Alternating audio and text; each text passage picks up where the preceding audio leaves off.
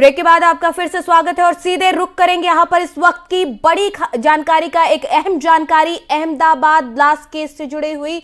2008 के Ahmedabad blast case में आज 49 दोषियों को सजा सुनाई जा रही है, जिसमें से 38 दोषियों को फांसी की सजा सुनाई गई है। इस वक्त की बड़ी खबर, अहम जानकारी आप तक पहुंचा रहे हैं। अहमदाबाद ब्लास्ट से जुड़ी सीरियल ब्लास्ट मामले में 38 दोषियों को फांसी की सजा सुनाई गई है। 49 दोषियों को आज सजा सुनाई गई है, जिनमें से 38 दोषियों को फांसी की सजा सुनाई गई है।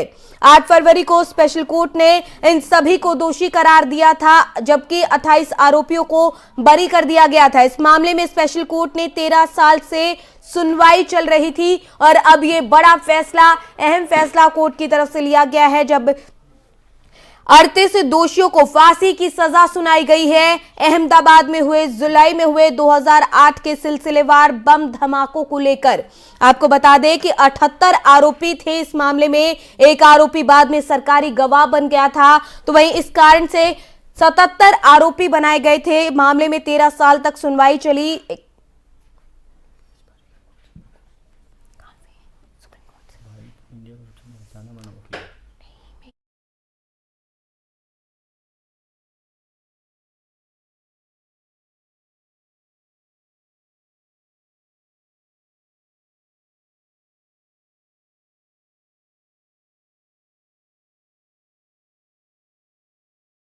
बता रहे हैं अहमदाबाद ब्लास्ट केस में सजा का ऐलान हुआ है।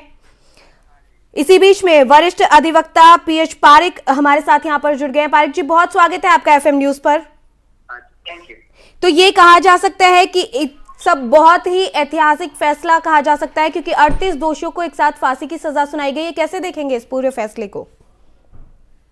मेरे हिसाब से ये करना चाहिए था, उन्होंने जी जो किया वो सही है। क्योंकि जब यहाँ people can kill any number of people who are totally innocent people, जी or and whether they are elderly or children or whatever, जी they kill, then जी we have to give a number one, we have to see that they must know that you can't get away with murder. जी Number two, we should also there should be for future, others should not do this, and they should know that if they do that, then they will get this punishment. जी पारिक जी, जिस तरीके से हम इस पूरे case को अगर देखते हैं तो 13 साल तक लंबे वक्त में स्पेशल कोर्ट में इसमें सुनवाई चली है। अगर देखा जाए 49 दोषियों को आज जो है सजा सुनाई गई है। किस तरीके से इनमें जो धाराएं रही हैं इस केस में, जो आम जनता को अगर हम समझाना चाहें तो किस तरीके से धाराएं रही हैं, कौन कौन से मतलब मेन एंगल यहाँ पर रहे हैं इन सजा के ऐलान को लेकर? देखिए, एक तो जो 302 है जिसने उन्होंने डेथ किया, जिसको मर्डर किया, जी जी, और इसमें आर्टिकल सेक्शन 34 जी वगैरह करके, ताकि जो भी आए जिसने भी उसमें बात किया वो सबको सेम सजा दे सकते हैं जी। लेकिन इसीलिए जब ऐसा बड़ा कुछ काम वो करते हैं और इतना बुरा खराब काम करते हैं जी, तो एक तो उनको पनिशमेंट होनी चाहिए। जी। जो आदमी इतने लोगों को मर्डर कर देते हैं तो उसको तो होना चाहिए। नंबर 2, इसीलिए वो सेक्शन 120 कैपिटल बी भी लगता है। और दूसरा ये है कि लोगों को भी पता चलना चाहिए कि भाई जस्टिस है जी, और जस्टिस होगा। लेकिन ये जो 13 इयर्स हुआ है वो बहुत ही बुरी चीज है, और हमारी जो जुडिशियल सिस्टम है उसके लिए इट इज वेरी बैड। मैं भी सीनियर एडवोकेट हूँ सुप्रीम कोर्ट का, लेकिन इसका कोई we can not accept this. जिस तरह से वो इतना टाइम लगाते हैं तो जी। और अक्सर कहा भी जाता है कि न्याय में देरी कहीं ना कहीं ये गलत है। इसमें एक और उसकी बात करेंगे, यूएपीए के तहत भी दोषी करार दिया गया है इन आरोपियों को। क्या यूएपीए के तहत?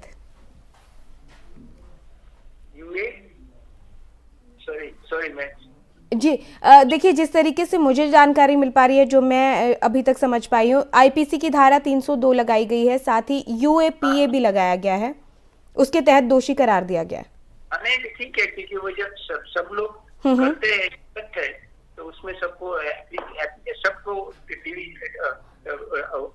जो सबको खिलाफ ऑर्डर कर सकते हैं जी। कि सब लोग है किसने क्या किया ज्यादा इम्पोर्टेंट नहीं है, लेकिन वो सारे लोग ने एक ही मन था कि ये सब करना है, इसीलिए court can take action against all of them. जी जी। पारिक जी, एक और सवाल ये है कि क्योंकि ये पहली बार ऐसा हुआ है कि इतने सारे आरोपियों को आतंकवाद के मामले में एक साथ दोषी ठहराया गया है, क्या कोई और ऐसा केस आपके जहन में जिस तरीके से, जो इस तरीके से बड़ा कोई केस रहा हो और इसी तरीके से फैसला सामने निकल कर आया, कोई ऐसा केस आपकी याददाश्त में ऐसा हो?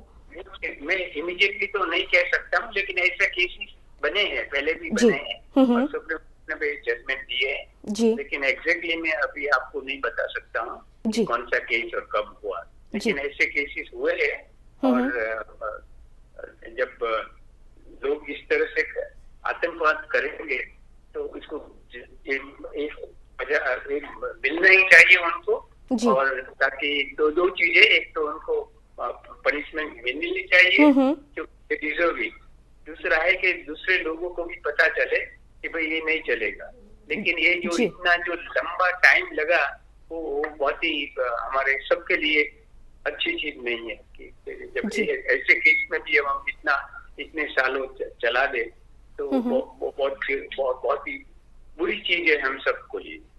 जी, बहुत शुक्रिया पारिक जी, आप हमारे साथ यहाँ पर जुड़े और तमाम चर्चा का हिस्सा बने और काफ़ी जानकारी आपने हमें इस बारे में दी।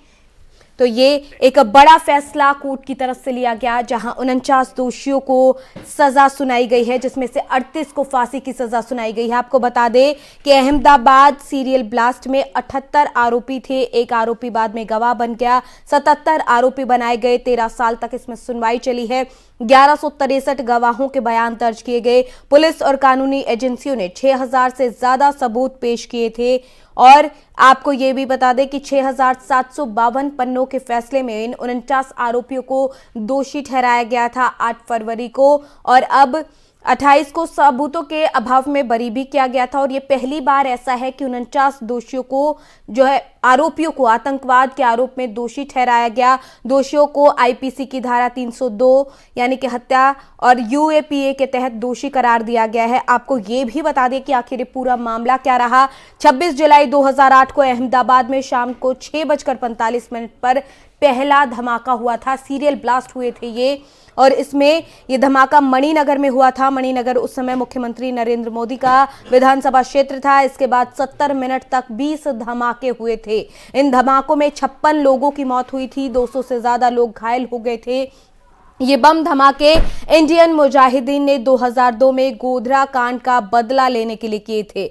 आतंकवादियों ने टिफिन में बम रखकर उसे साइकिल पर रख दिया था। भीड़भाड़ और बाजार वाली जगहों पर ये धमाके किए गए थे। इन धमाकों में इंडियन मुजाहिदीन और student Islamic movement of India ने से जुड़े हुए आतंकी शामिल बताए गए थे। धमाकों से 5 मिनट पहले आतंकियों ने न्यूज एजेंसियों को एक मेल भी किया था जिसमें लिखा था, जो चाहो कर लो, रोक सकते हो तो रोक लो। इतना बड़ा ये मामला था और इतना ही बड़ा फैसला लिया गया है अब अहमदाबाद सीरियल ब्लास्ट में, जहां पर 77 में से 49 आरोपियों को दोषी करार दिया गया था और अब 38 को फांसी की सजा सुनाई गई है।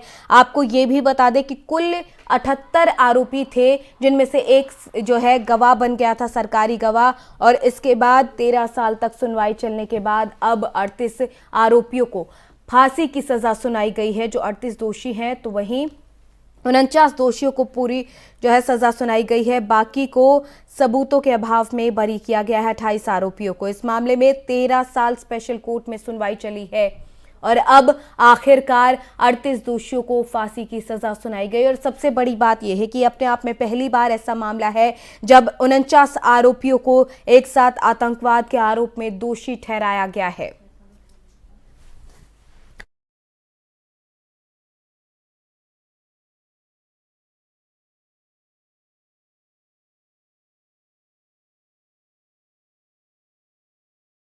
चलिए, बुलेटिन में फिलहाल मेरे साथ इतना ही। आप देखते रहिए FM न्यूज़। नमस्कार।